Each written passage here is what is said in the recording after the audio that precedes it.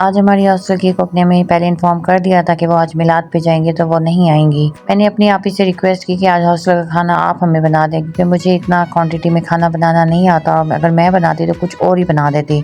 Uncle ने मुझे inform किया कि मैंने सारी चीज़ें काट के रख दी, आप अपनी सिस्टर के साथ आ जाए। अब हम पहुंच गए थे हॉस्टल। अंकल मुझे यहाँ पे बता रहे थे कि सारा कुछ रेडी है, आपने जस्ट कुकिंग करनी है।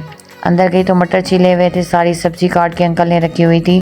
चिकन भी आ गया था। सब्जी तो सारी काट के रखी थी, लेकिन इसमें मुझे लहसुन और अदरक नजर नहीं आ रहे थे। अभी ऐसे धोने वाला रखा हुआ था। अंकल ने कहा बाकी आपकी सिस्टर करेंगी, मैं नहीं करूँगा। अंकल मुझे कह रहे थे लहसुन और अदरक का मुझे आइडिया नहीं है, आप निकालें और उसको छील के दें। मैं अपनी आप ही से पूछ रही थी कि इतना लहसुन काफ़ी है। इस लहसुन और अदरक मैंने निकाले। अब मैंने सोचा कि मैं इनको कहाँ छीलने वाली, मुझे तो कुकिंग में बिल्कुल भी इंटरेस्ट नहीं है। आप ही ने कहा एक इतना ही लहसुन और अदरक काफ़ी है, तो आप इसे छील दें। मैंने जल्दी से वो लहसुन और अदरक उठाया। मैंने कहा चले मैं नया शिकार ढूंढती हूँ। मैं लैला और हिना को कहती हूँ इसे छील के दें, क्योंकि मैं तो अपने हाथ गंदे नहीं करूंगी। लहसुन और अदरक लेके मैं रूम में जाने लगी तो अंकल ने पूरे से पूछा कि आप कहाँ जा रही हैं। मैंने कहा मैं लैला और हिना को देने जा रही हूँ। गुस्से से मुझे वापस बुलाया कि सारा काम हो गया, अब एक दो काम के लिए आप एहसान ना लें किसी का। आप ही ने मुझे कहा मुझे दे, मैं छील के देती हूँ। अब आप ही और अंकल दोनों मिलके यहाँ पे बना रहे थे खाना, तो मैंने सोचा क्यों ना यहाँ से मैं खिसक लूँ, थोड़ी देर लैला के रूम में जाके बैठ के आऊँ। यहाँ रुकती तो दोनों ने मुझे कोई काम लगा देना था। सो मैं चल पड़ी लैला के रूम में। आज लैला मोहतरमा किसी और के रूम में खड़ी नजर आई। मैंने इनसे पूछा कि आप यहाँ पे क्या कर रही हैं, तो मोहतरमा ने बताया मेरी फैमिली आई है, मुझे ना खींचो, थोड़ी इज्जत दे दो। तो मैंने उसे वहीं पे छोड़ा, क्योंकि उसने अपनी फैमिली के साथ बाहर जाना था।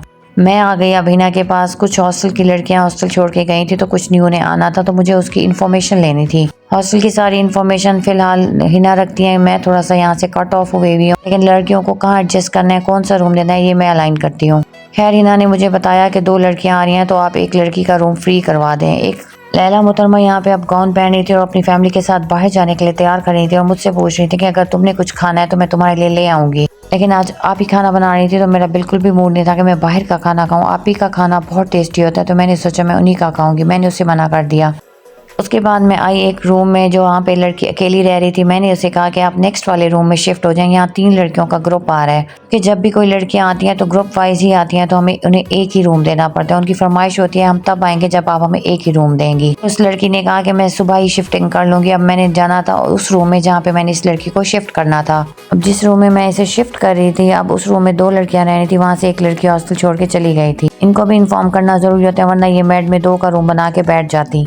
इस बच्ची को भी मैंने इन्फॉर्म किया कि नेक्स्ट रूम से मैंने एक बच्ची आपके रूम में शिफ्ट की है, तो वो आ जाएगी, तो आप उसे इरिटेट ना कीजिएगा। एक रूम में 2 लड़कियों को रहने की आदत पड़ जाती है, वो तीसरी को टिकने नहीं देती, इसलिए इनको भी इन्फॉर्म करना ज़रूरी था। उसके बाद मैं आई किचन में। मैंने कहा मैं ज़रा देखूँ कहाँ तक हमारा खाना पहुँचा। जब वापस आई तो देखा तो अभी तक तो सिर्फ घी ही गर्म हो रहा था। मैंने आप इसे कहा कि मुझे नहीं लगता कि आज आप खाना टाइम पे बना सकेंगी, क्योंकि लड़कियों को हम दोपहर का खाना नहीं देते, तो इस टाइम उनको बहुत भूख लगी होती है। आप ही ने मेरे से कहा कि काम नहीं कर रही, ऊपर से जुबान भी ऐसी चला रही है जो मुझे पसंद नहीं आ रही, तो आप साइड पे हो, मैं आपको खाना टाइम पे ही बना के दूंगी। मैं अब हिना को बुलाया, कहा कि हिना अब आप ही आगे कुछ हमारे साथ हेल्प कराएं। यहाँ हिना गरम ऑयल में प्याज डाल रही थी। आप ही मुझे गुस्से से देख रही थी कि जहाँ पे मैं इतना कुछ कर सकती हूँ कि मैं गरम ऑयल में प्याज नहीं डाल सकती, लेकिन मैं बहन होने के नाते उनकी इतनी हेल्प तो कर सकती थी कि उन्हें एक साथ में एक हेल्पर दे दूँ। तो साथ में मैंने हिना को ऐसा हेल्पर रखा हुआ था। हिना ने प्याज डाली। मैंने हिना से कहा हिना इसमें अच्छे से चम्मच भी लगा दें, आप ही काफ़ी देर से लहसुन छील रही हैं, ये ना हो कि वो अपना गुस्सा मेरे पे निकाल दें। कल ने बाहर से आवाज़ दी कि आप सिर्फ जुबान चला रही हैं, काम नहीं कर रही, तो नेक्स्ट डे का मेस डिसाइड कर लेते हैं। यहाँ पे खड़े होकर हमने नेक्स्ट डे का मेस डिसाइड किया, दाल चावल। यहाँ पे मैं अंकल को बता भी रही थी कि नेक्स्ट हमारे पास कौन कौन सी लड़कियां आने वाली हैं, किस किस रूम में रखूंगी। इधर आप ही मोहतरमा बिजी थी खाना बनाने में। आज सच में आप ही पे मुझे असल वाला प्यार आ रहा था कि वो मेरे लिए ही काम कर रही है, वरना उनको भी बहुत नखरा है। अंकल अब मुझसे पूछ रहे थे कि मैं अपनी अम्मी के घर से साग लाया हूँ, तो आपको चाहिए? अगर आपको नहीं चाहिए तो मैं लड़कियों को दे दूंगा। कल से मैंने कहा कि मुझे साग इतना पसंद है, मैं लोगों से मांगती हूँ और आप किसी और को देंगे, ऐसा मैं होने नहीं दूंगी।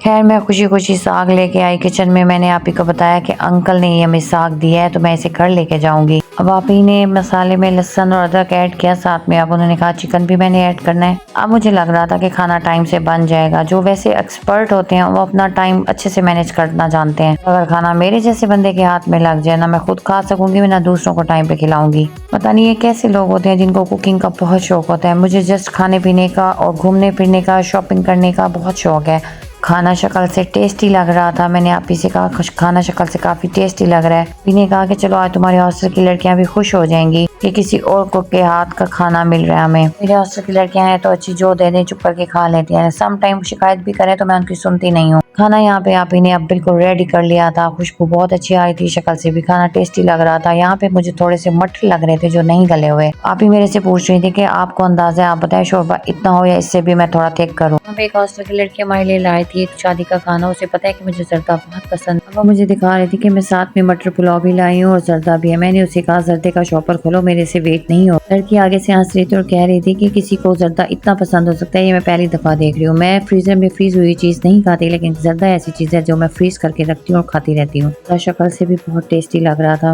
उसका शुक्रिया अदा किया कि ऐसे खाने खिलाती रहा करो। यहाँ पे सर्दी बहुत ज्यादा थी और यहाँ पे हम खड़े होकर वेट कर रहे थे कि रोटियां आए और हम सबको खाना दें। कहा ये खाना बच गया तो सुबह नाश्ते में दे देना। एक ओल्ड मोहतरमा निकल के आई, उसको अभी हमने खाना नहीं दिया था। भी भूख बहुत ज्यादा लग रही थी। घर आए, जैसे ही आए कश्माला से कहा कि टेबल पे बर्तन लगाए। हम जैसे मिले चम्मच बड़ा छोटा कोई पता नहीं है, हम बैठ गए खाना खाने। खाना एक आप ही के हाथ का था, ऊपर से मेरे लिए जर्दा था, तो मेरा खाना आज वाकई में बहुत टेस्टी बना हुआ था। अब मैं खाऊंगी आप ही के हाथ का खाना और हम मिलेंगे नेक्स्ट व्लॉग में।